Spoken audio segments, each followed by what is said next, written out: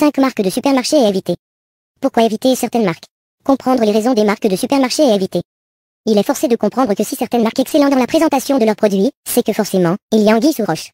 Des associations de consommateurs dont la plupart sont reconnues comme fiables, dénoncent régulièrement les contenants de certains produits de grandes marques. Il vous faudra donc dorénavant et avec conscience, à chaque fois que vous rentrez dans une grande surface, avoir dans l'esprit d'effectuer le meilleur tri parmi tous les produits que vous allez acheter, par rapport à l'idée de santé que vous vous faites pour vous-même et vos proches.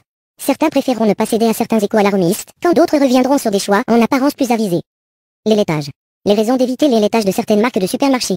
Vous êtes-vous déjà posé la question de la raison réelle du fait que les yaourts d'aujourd'hui tiennent aussi longtemps dans votre frigo, alors qu'autrefois c'était une chose impossible? C'est tout simplement du fait de l'ajout d'additifs. Et cela n'est pas tout. Quand il y a des fruits à l'intérieur, c'est pire. Il faut rajouter des épaississants, des conservateurs et des colorants. Le panier de Yoplait en est le parfait exemple. Il jouit d'une publicité assez efficace pour faire exploser les ventes chaque mois.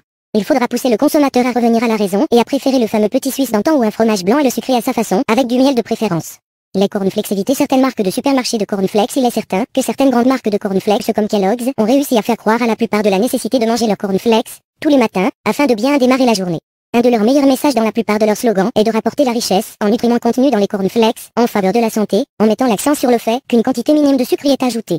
Ce qu'il faut savoir, c'est que la plupart du temps, ce sont des céréales transformées, qui pour la plupart des cas, le sont avec beaucoup d'amidon. Ce qu'il faut savoir avec l'amidon, c'est qu'il est rapidement digéré et qu'il procure les mêmes effets que le sucre blanc dans le sang. Autant dire que pour ce qui est des céréales, il est préférable d'acheter celles que l'on peut reconnaître à l'œil nu. Les produits de marque de supermarché sans gluten. Évitez certains produits sans gluten de grandes marques de supermarché. S'il y a bien deux termes depuis quelques années qui s'associent agréablement avec le mot santé, c'est le sans gluten. Il est certain que certains malades en ont réellement besoin. Il est même urgent pour eux de faire un tri raisonnable afin de pouvoir les aider à discerner les bons produits. Il va donc falloir apprendre à comparer le bio du sain. Certains comme les galettes de riz au chocolat noir de gerblé sont nommés par certains nutritionnistes comme étant des bombes glycémiantes. Ces deux termes ont été utilisés plusieurs fois pour alerter les consommateurs du sans gluten.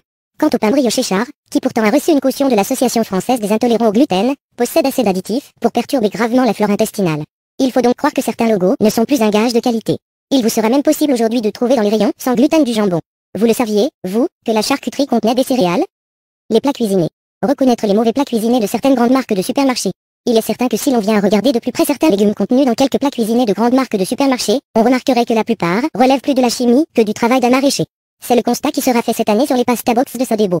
Certains laboratoires ont révélé que sur les 20% de faux légumes des box de pâtes, il n'y avait pas moins de 15 additifs. Une autre grande marque a été elle aussi montrée du doigt ces derniers temps. Les boîtes de cassoulet William Saurin contiennent tellement d'additifs et de sucre qu'il serait peine à croire qu'il y ait à l'intérieur de la vraie graisse d'oie ou de canard ainsi que de vraies saucisses. Pour s'en rendre compte, il faudrait en cuisiner un, soi-même, une fois par an. Les jus de fruits. Évitez la plupart des jus de fruits de grandes marques de supermarchés. Beaucoup de personnes ont la persuasion que les jus de fruits de grandes marques sont bons pour la santé. Il faudrait juste savoir que la plupart des jus de fruits ne sont faits que d'eau sucrée dans laquelle a été ajouté un concentré de fruits pour donner le goût du fruit et un colorant pour en donner la couleur. Dans le jus de fruits Oasis goût tropical, on peut retrouver du paprika pour donner la couleur orange et ainsi faire croire à du vrai jus d'orange.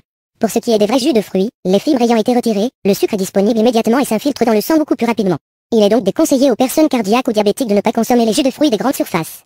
Après étude, il s'est avéré que même les jus de fruits bio contenaient exactement la même quantité de sucre que les boissons sucrées comme Sprite ou Coca-Cola. Autant dire qu'il faille réfléchir aujourd'hui avant de tendre un jus de fruits à un enfant. Conclusion. Une des habitudes que la prudence peut nous obliger à faire pendant les quelques années à venir sera de passer un moment à lire les étiquettes de chaque produit comestible.